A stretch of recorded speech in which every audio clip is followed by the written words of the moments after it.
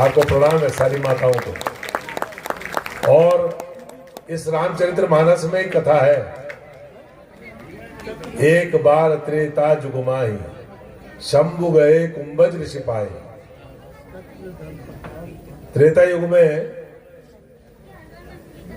भगवान शंकर कथा सुनने गए कुंभज ऋषि के आश्रम, और कुंभज ऋषि के आश्रम में जब कथा सुनने गए तो किसके साथ गए?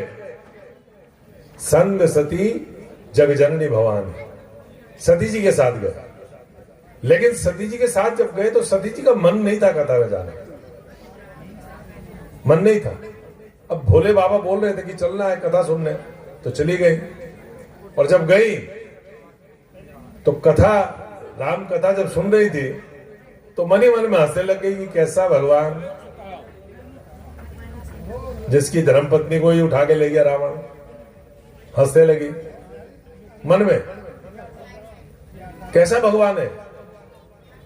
और जब कथा सुन के आ गई तो परीक्षा लेने चली गई राम की वन में। और क्या रूप धरा मंजू जी? सीता माता का रूप धर के चली गई। अब जैसे ही सीता माता का रूप धर के गई और भगवान राम के सामने प्रकट हुई तो त्रिकालदर्शी, उन्होंने हाथ जोड़े, अरे मां कहां घूम रही हो, कहां है पिताजी, कहां है? अब राम कथा सुनोगे पूरी तो आपको दिखेगा कि कई बार भगवान राम के आराध्य शंकर और शंकर के आराध्य राम हाथ जोड़ करके बोला कहां है पिताजी। और जैसे ही कहा तो सीता तो संकोच से और पानी पानी हो गई। अब क्या करें, सीता रूप धरा हुआ था सती जी ने। सती जी पानी पानी हो गई और वापस जब गई मन में तो अपराध बोध था। वो सारी कथा है, मैं इसलिए कह रहा हूं।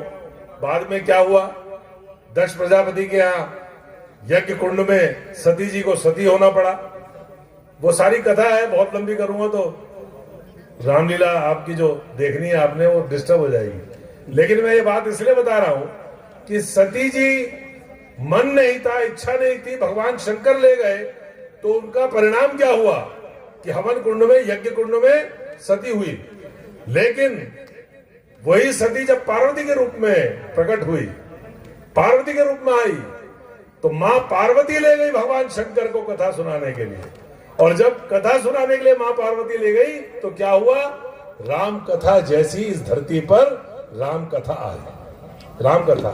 तो इसलिए जहां महिलाएं, माताएं, बहनें धर्म कार्य में आगे रहती हैं, वहां रामायण उतर के आ जाती है धरती, रामायण उतर के।